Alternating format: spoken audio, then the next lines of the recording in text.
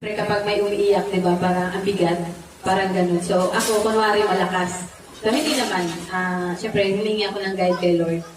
So inaano ko kagad sila pag umiyak. Walang iyak-iyak ha! Lalo tayong manghihina kapag magdidaan natin sa iyakan.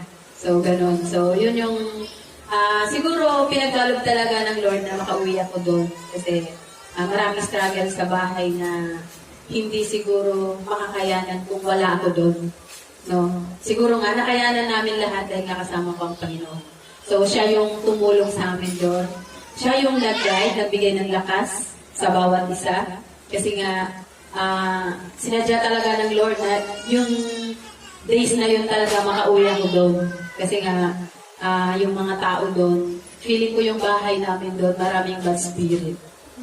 O, mafe-feel mo kasi yun eh. Maraming bad spirit doon. Inatake nga ako doon eh. So, hindi naman nila